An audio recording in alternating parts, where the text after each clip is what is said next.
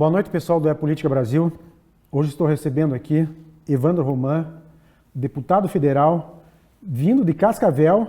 Isso. Natural de Cascavel ou não? Não, natural de uma cidadezinha pequena do interior do Rio Grande do Sul, que é Erval Grande. Mas muito jovem fui para Céu Azul, que é do lado de Cascavel. Aí, qual que foi o seu caminho político? Eu sei que o senhor foi secretário de Estado no governo, aqui no governo do Paraná, é isso? Isso. Olha, o caminho político foi em 2010, finalzinho de 2010. Eu estava em Barcelona, até dando continuidade a alguns estudos que eu me propus a fazer, juntamente com a minha esposa, e recebo uma ligação solicitando se eu aceitava ser secretário de Esporte e Turismo do Paraná na época. Retornei ao Brasil uma semana depois e, ao chegar aqui, entrei em contato, na época, então, o governador eleito Beto Richa, que me convidou, e eu não tinha nenhuma filiação política partidária. De tanto que a filiação política, ela ocorreu, Miguel, em final de maio de 2013, que aí eu realmente fui para política partidária. Nesse período, o senhor já tinha largado a arbitragem? Isso, em 2013 já. Eu arbitrei até final de 2012, e aí eu tinha largado a arbitragem realmente já no ano de 2013, já com o foco no projeto político que estava sendo encaminhado. Então, para mim, foi um processo muito natural sair da arbitragem e entrar também para a política partidária. E deputado federal, o senhor cumpriu esse período na secretaria e saiu, se lançou deputado federal, é isso? Isso, que até 31 de março de 2014, que é o prazo que eu tinha, na Secretaria de Esporte e Turismo do Paraná. Na sequência, disputei as eleições de 2014, me elegi com 92.042 votos em 2014, assumi o mandato de deputado federal por 4 anos e hoje estou lá, mesmo como suplente, assumi por uma conjuntura organizada pelo então governador Ratinho Júnior, para que nós pudéssemos continuar lá em Brasília. Deputado, eu quero aqui abordar alguns temas aqui de grande importância. Primeiro que eu vejo é a reforma da Previdência. Sai a reforma da Previdência e como ela sai? A reforma sairá. Eu diria que eu aposto não no 1,3 trilhões, que é o que o governador, ou melhor, o presidente da República quer, e também o ministro Paulo Guedes, porém, eu acredito que ela vai ficar entre 800 e 1 trilhão. Mas nós temos que entender que a reforma da Previdência, ela resolve 2 pontos. O primeiro ponto que ela vai resolver é a questão de garantir que quem está aposentado e quem irá se aposentar receba. O segundo ponto é de que o Brasil não vai quebrar. E não tendo esta garantia, nós vamos atrair para o Brasil novos investidores. Mas o crescimento econômico do Brasil, esse decolar realmente de nós avançarmos, nós teremos só com a reforma tributária. Então, são 2 pontos cruciais que nós temos que entender. E por que eu falo isso? Porque a maioria da população coloca todas as esperanças na reforma da Previdência. E ela não está errada em relação ao Brasil quebrar. Sim. Mas em termos de nós termos esse crescimento que nós queremos de crescer 5%, 6% ao ano, só com a reforma tributária. Não, a reforma tributária, a reforma política. Também vejo como uma grande importância. Perfeito. Porém, a reforma política, ela vai passar também. Mas eu diria que ela é ato contínuo de nós resolvermos a questão da reforma da Previdência agora, a tributária, e ela passa a ser pré-requisito para a política. Justamente, o Brasil precisa começar a se desenvolver, precisa começar a crescer, a população acreditar para a reforma política acontecer. Perfeito, esse amadurecimento. Eu até costumo dizer assim, né? Eu não sou da área médica, mas quando chega um paciente com uma certa dificuldade para um médico, a primeira coisa que ele tem que fazer é estabilizar esse paciente. Sim. Deixar ele em bom nível de temperatura, pressão, organizar e depois ir para a cura. E a reforma da Previdência, ela representa essa estabilização. O avançar realmente da economia no Brasil vai passar pela reforma tributária e posterior à reforma política. Deputado, outro assunto que eu quero abordar com o senhor, que na verdade é ligado à reforma da Previdência. Como vai ficar a aposentadoria dos parlamentares? Eu diria, hoje os parlamentares, eles têm uma quantidade de recursos que eles passam. Até março deste ano, eu fazia parte da da Previdência da Câmara, que tem a característica de regime especial, e pagava-se R$ 3.713 por mês para você fazer parte daquele regime. Em determinado momento, eu solicitei para sair, tenho tudo isso documentado, eu solicitei para sair, embora você paga aquela reforma, aquela aposentadoria, mas não é algo justo você fazer parte de um regime especial onde toda a sociedade vai para um regime normal da Previdência, que é o teto de 5.800. Então, eu diria que é um momento de nós realmente igualarmos isso na classe política, no judiciário, no funcionalismo público, seja lá qual for. Então, essa eu acho que é a grande estrutura que o governo hoje tem que colocar. Vamos entrar em caráter de igualdade para todos, porque aí sim o Brasil ele tem. A partir do momento que para eu cobrar, Miguel, para eu cobrar realmente e ir para dizer todos teremos um teto, o exemplo tem que começar comigo. Não, mas com certeza. Nós, da Política Brasil, temos a seguinte visão. Nós somos totalmente contrários a qualquer tipo de aposentadoria para parlamentares. Perfeito. Por quê? Porque é um prestador de serviço. Ele está ali temporariamente. Ele não vai, aquilo não é uma profissão. Isso. Então, cabe a aposentadoria àquele que exerce a profissão por 30 anos, 35 anos, aquele que constrói uma carreira. O político não, ele é um prestador de serviço, está ali por um determinado período, não há que se aposentar.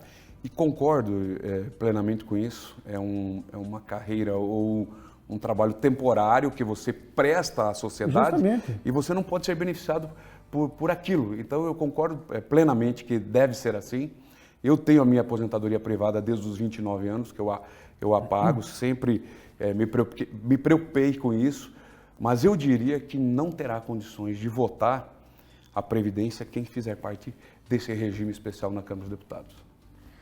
É bom saber que o senhor pensa assim, eu fico feliz. Totalmente. Eu fico feliz de saber porque a minha profissão, da sua postura. A minha profissão não é essa, né, Miguel? Minha profissão, eu sou um professor universitário, graduação, mestrado, doutorado na área da educação física, sou um profissional da área e estou temporariamente em uma função enquanto o povo entender que eu devo representá-lo. Justamente. Então não é justo eu me aposentar por uma situação ao qual de forma temporária eu estou lá.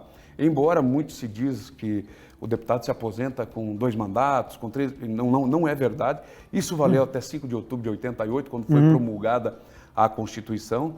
Mas eu diria, não podemos mais ter, em qualquer nível, ou do Executivo, ou do Legislativo, ou do Judiciário, aposentadorias especiais para essas classes. Eu acho que agora é o momento de nós termos o Brasil realmente passado a limpo, onde todos realmente somos iguais. Quem quiser ter, que faça a sua aposentadoria privada e que realmente continue aí, quer dizer, é um planejamento pessoal. Justamente. Deputado, o senhor foi um grande apoiador do nosso presidente Bolsonaro. Como o senhor tem visto esse caminho do Bolsonaro nesses 6 meses aí? Olha, eu apoiei no primeiro turno, apoiei no segundo turno. Nós temos hoje, eu diria assim, nós temos um presidente hoje corajoso, muito bem intencionado, Bolsonaro é muito bem intencionado, audacioso nas suas ações, e não adianta nós queremos cobrar de um presidente agora com um pouco mais de 5 meses de mandato a competência. A competência nós vamos ver com o tempo. E eu diria que muitas vezes é julgado de forma errada a competência. O presidente Bolsonaro hoje, ele vai mostrar competência ou não ao longo do tempo. Ao longo do tempo. Então, eu diria que nós temos que apoiar. Eu sou uma pessoa que apoio realmente lá dentro, estou lá presente. Não tenho um estilo, Miguel e a todas as pessoas de casa, eu não tenho um estilo de ficar me expondo muito. Eu tenho um estilo mais reservado. Porém, pode acompanhar todas as minhas votações, o acompanhamento. É o seguinte, sempre pró-Brasil. O que é para melhorar realmente a qualidade de em favor vida da população. Da população, estou sempre votando e acompanhando. E sou realmente uma pessoa que acredito muito no poder da equipe que foi montada por Jair Bolsonaro. Agora, isso cabe a ele, desburocratizar o Brasil, sabe? Eu diria que é um dos pontos cruciais, que nós tivemos uma esquerda durante muito tempo que fez com que o Brasil ficasse algemado, preso a alguns pontos, e que hoje não cabe mais. Agora, não é fácil, Porque se você pega boa parte, não vamos dizer que todo, mas boa parte do segundo, terceiro, quarto e quinto escalão, há esse aparelhamento que ainda vem. E aos poucos isso ele vai estar... Essa máquina inchada que a gente... Perfeito. O inchaço da máquina. Que a gente precisa desestruturar isso e reorganizar. Perfeito. É o que se busca, principalmente é que nós venhamos a fazer o Brasil andar livre, sem essas amarras políticas, ou melhor, a política até é boa, essas amarras da politicagem, ideologias que muitas vezes aprisionam a população de uma forma que faz com que realmente trave o Brasil. E foi o que aconteceu principalmente nos últimos 14 anos aí de governo de esquerda no Brasil, que foi feito um aparelhamento e foi prendendo cada vez mais o Brasil em ideologias fracassadas em muitos outros países. Então, não era um projeto de governo, era um projeto de poder. De poder, isso. Então, graças a Deus, a gente se livrou disso. Estamos livres, por enquanto. Eu até diria que muitas vezes você tem projetos que são projetos de momento, que são projetos politiqueiros, você tem projetos de governo que duram ciclos de 4 a 8 anos, e você tem que ter projetos de Estado, de estadistas, que são aqueles projetos que você planeja 10, 20, 30, 40 anos, o que você quer para o Brasil.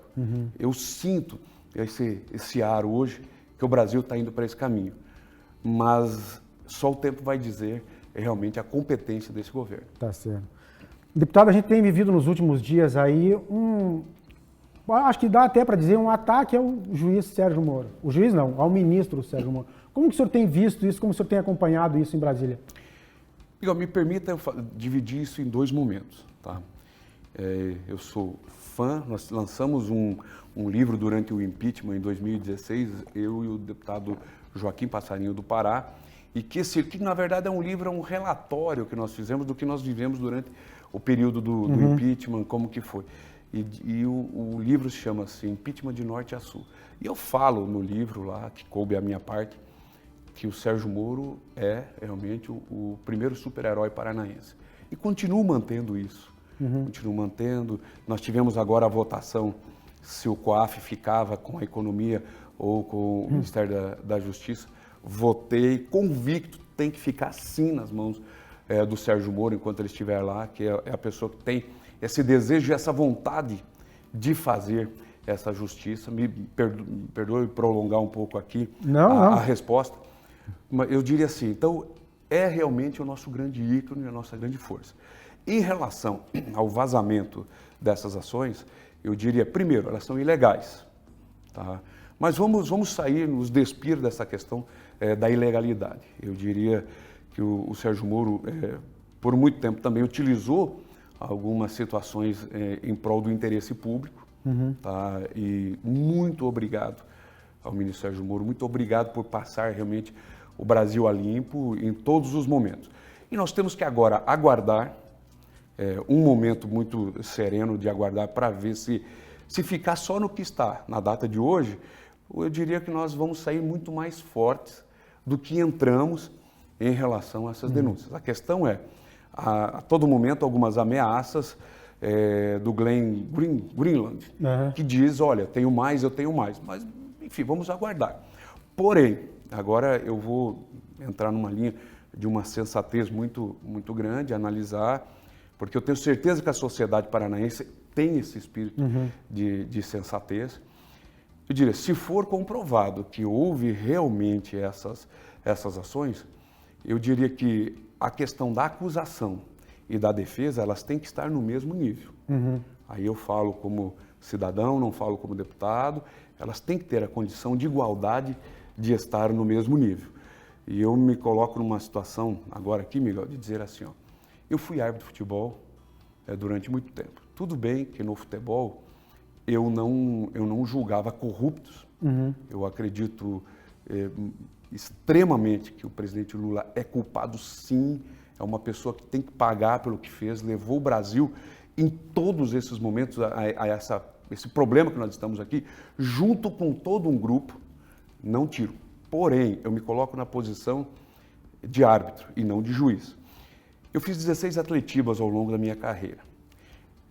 Imagine dentro de uma situação à imprensa, eu na semana que antecede um Atletiba, eu manter contato com uma das equipes, ou com o Curitiba ou com o Atlético, montando estratégias ou conversando com um destes treinadores e dizer qual é a estratégia de vencer este ou aquele jogo, ou aquela situação. Então, numa situação, me despindo completamente, eu que vivi isso, eu diria que se for comprovado realmente isso, e digo no campo das hipóteses, é uma reflexão que nós vamos ter que fazer, porque acusação e defesa, elas têm que estar no mesmo nível. Sim. E eu tenho certeza que o próprio juiz Sérgio Moro, como também o Deltan, como toda a estrutura, sabem disso. Agora, o Brasil precisava disso naquele momento? Precisava.